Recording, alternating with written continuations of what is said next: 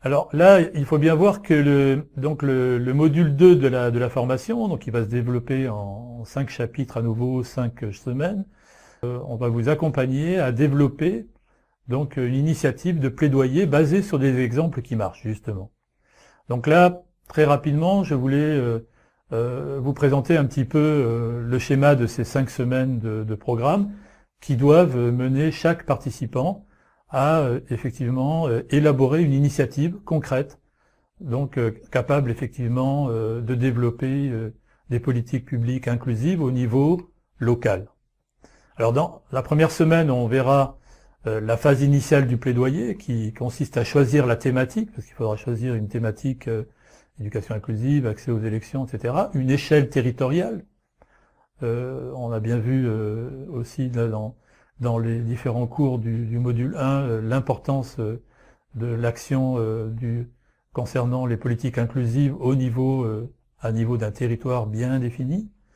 Il faudra aussi choisir le partenariat dont on vient de parler, l'organisation partenariale des différents acteurs, et également de commencer à documenter, donc de rechercher un certain nombre de documents. On vous a parlé dans les différents cours du module 1, donc des documents aussi bien juridiques, aussi bien des textes réglementaires, différents documents qui vont être importants pour pouvoir faire le travail. Ensuite, dans le chapitre 2, la deuxième semaine, on va passer à la phase importante de l'analyse de la situation.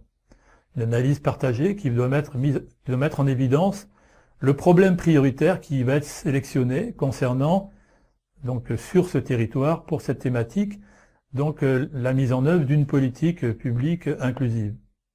Ensuite, parce qu'en effet, dans une action, on ne peut pas traiter plusieurs problèmes à la fois. Il faut prioriser parmi les problèmes un problème. Ensuite, le chapitre 3, la troisième semaine, sera toujours avec l'organisation partenariale de définir une stratégie de plaidoyer pour traiter ce problème et favoriser la mise en place, donc à la fin, d'une politique publique inclusive. Donc je veux dire, ça va définir le travail. On a parlé tout à l'heure dans les 7 étapes du plaidoyer. On avait bien vu qu'une de ces étapes, effectivement, était l'élaboration de cette stratégie.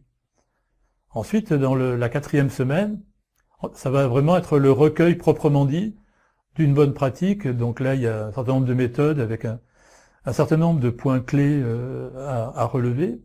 Et donc cette bonne pratique qui aura été choisie concernant la thématique sur le territoire donné et selon une grille simple de documentation qui vous sera donc proposée.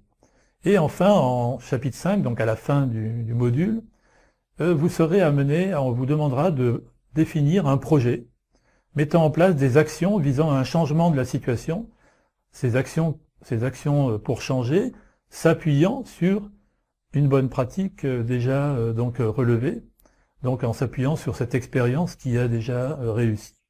Donc voilà un petit peu le menu de ce qui va vous attendre pour donc le deuxième module, encore une fois, qui est un module d'action. On avait dit que c'était une formation qui était formation-action, donc on peut considérer que le module 1 était vraiment des formations un petit peu, entre guillemets, théoriques.